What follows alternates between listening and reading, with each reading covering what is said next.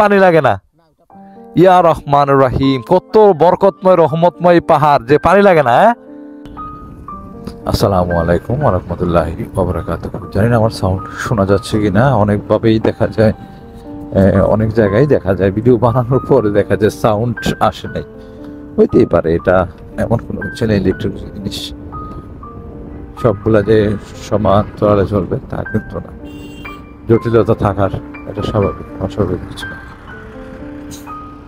তো সকালবেলা রাস্তাঘাটগুলি থাকে পরিষ্কার পরিচ্ছন্ন, একদম ধুধু পরিষ্কার। শহরের প্রত্যেকটা অঞ্চল কিন্তু সুন্দর থাকে এবং এই অঞ্চলগুলি সকালবেলাতেই আসলে ঘুরতেও ভালো লাগে। আমি অবশ্য ফজরের নামাজটা পড়ে বের হলাম। সকালবেলার মুক্ত বাতাস আমার ভালো লাগে। তাছাড়া আমার এই অঞ্চলের চা বাগানগুলি কিন্তু খুবই সুন্দর, খুবই সুন্দর। এবং এখানে কিন্তু মানুষ দেখেন কি পরিমাণ ঘুরতে আসছে। এই দেখেন দুই চাপড়ি বাইকের একরকম, দুজনেরই হেলমেট নেই, দুজনেরই লুকিং গ্লাস নেই। ওই যে বলে না, সৎসঙ্গে সর্বনাশ, স্বর্গবাস, অসৎসঙ্গে সর্বনাশ, যাতে যাতে মিলে গেছে আর। তো এই যে পরিবেশটা, এই পরিবেশটা খুবই সুন্দর।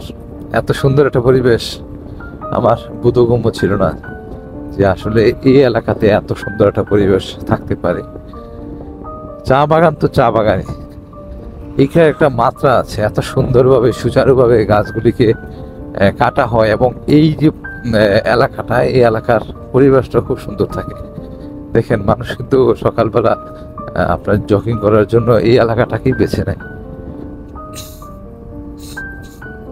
আমি যে জায়গাটাতে যাচ্ছি এই জায়গাটা খুবই সুন্দর একটা জায়গা, খুবই সুন্দর। আমি আপনাদেরকে দেখানোর চেষ্টা করতেছি যে জায়গাটা কতটা সুন্দর, কতটা মসৃণ, কতটা আনন্দঘন। বাবা বাবা, এই জায়গায় পানি যদি স্লিপ কাটে তো আমি গেছি এবং আমার ক্যামেরাও গেছে। দেখেন কত সুন্দর স্কুলগুলা। আর কোন জায়গায় দেখছেন, কোন জায়গায় স্কুলগুলা? বুঝতেছেন কিছু? কিছু বুঝতেছেন কোন জায়গায় স্কুলগুলা? এত সুন্দর একটা জায়গায় স্কুলগুলা যে ভাবতে পারবেন না যে কতটা সুন্দর। আমি কোথায় এসেছি সবাই বুঝে গেছেন। জি, আমি চা বাগানে চলে এসেছি। এটা হচ্ছে চা বাগান। দেখেন গাছগুলি এত সুন্দর সবুজ হয়ে আছে, একদম মানে সেই সেই সেই সেই লেভেলের। কত সুন্দর দেখছেন, চা বাগানের পরিবেশটাই অন্যরকম, বলা লাগে না কতটা সুন্দর। আমি এইখানে প্রায় সময় আসি কিন্তু ব্লগ করা হয় না।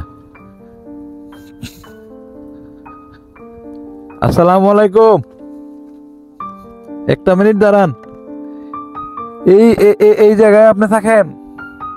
বাড়ি কোন জায়গায় আপনার? ভিতরে? একটু সামনে আসেন কিছু মনে না করলে।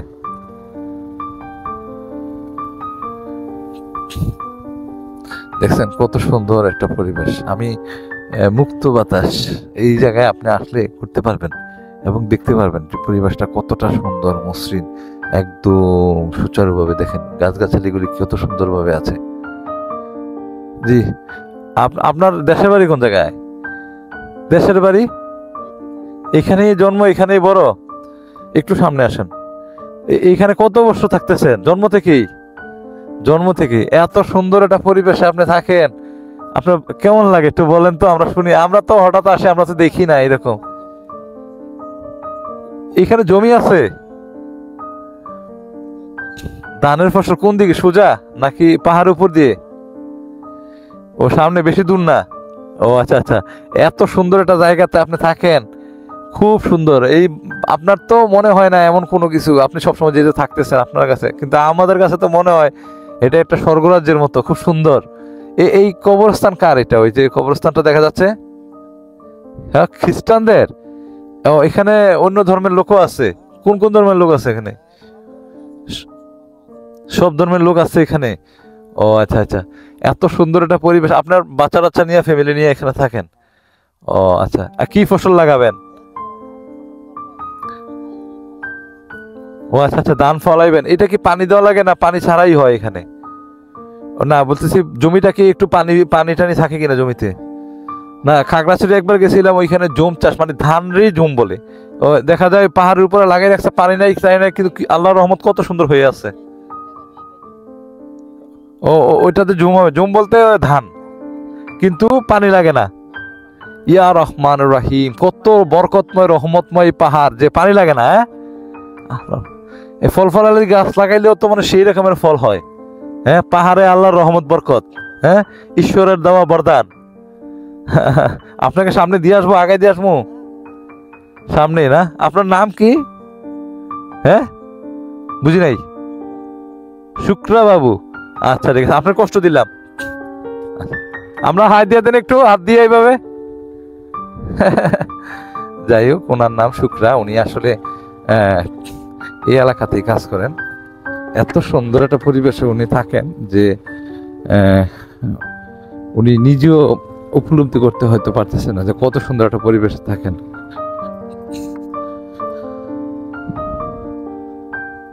আসসালামু আলাইকুম।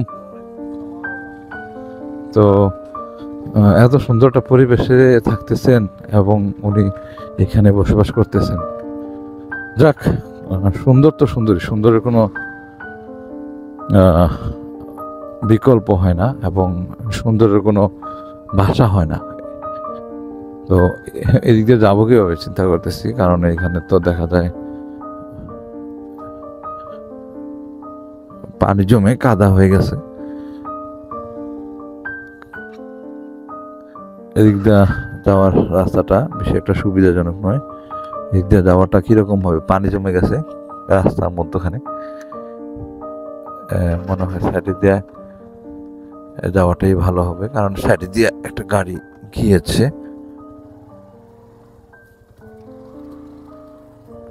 আর আমার এই যে ছোট্ট সাইকেলটা আটকে গেলে কিন্তু অবস্থা খারাপ, কারণ এটা আটকে গেলে একটা বড় ধরনের সমস্যা এখানে। ও বাবা বাবা বাবা, এখানে ল্যান্ড আছে, এখানে ল্যান্ড আছে খুব সুন্দর। এখানে আমি দেখাতে পারতেছি কিনা জানি না, খুব সুন্দর এখানে ল্যান্ড আছে এবং গাছগাছালিগুলি এখানে কিন্তু খুব সুন্দর। এইখানে যে গাছগাছালি আছে এখানে কিন্তু খুবই সুন্দর গাছ আছে। পরিবেশটা সেই রকম মনোমুগ্ধকর একটা পরিবেশ। এই যে গাছগাছালিগুলি, প্রকৃতি আসলে বড় সুন্দর যদি আপনি এইখানে ঘুরতে পারেন এবং উপলব্ধি করতে পারেন। দেখেন বিভিন্ন রঙের ফুল কিন্তু এখানে ধরে আছে এবং এই ফুলগুলি কিন্তু খুব সুন্দর, বিভিন্ন রঙের ফুল। আমার ক্যামেরা আসতেছে কিনা আমি জানি না। এই যে ফুলগুলি দেখেন, খুব সুন্দর ফুলগুলি ফুটে আছে এবং খুবই সুচারুভাবে আছে এবং লাল ফুলগুলি দেখতেছেন কত সুন্দর। তো এই চা বাগানের মানুষগুলি কিন্তু অনেক দূর দূরান্ত থেকে আসে মানুষ এখানে ঘুরতে। কত সুন্দর একটা পরিবেশ, নিরিবিলি একটা পরিবেশ। আশেপাশের মানুষগুলি কিন্তু আরো সুন্দর মানুষগুলি, কারণ এই চা বাগানের মানুষগুলি কিন্তু একদম ইনোসেন্টের মতোই হয়ে থাকে। আর জমিগুলো দেখেন, এখানে যে সমতল জমি আছে, সমতল জমি বলতে আমার মনে হয় এগুলো কাটতে কাটতে এরকম সমতল হয়ে গেছে আর কি, কারণ এরকম সমতল থাকার তো কথা না। একদম মানে আমার ক্যামেরা যদি আরো উন্নত মানের হইতো তাহলে আরো সুন্দর চিত্র এখানে ধারণ করা যেত। এই যে বক ক্ষেতের মধ্যে কি করতেছে আল্লাহ জানে। তো ভালো থাকবেন, সুস্থ থাকবেন। আমি আপনাদের এইগুলি দেখানোর চেষ্টা করেছি। আসসালামু আলাইকুম।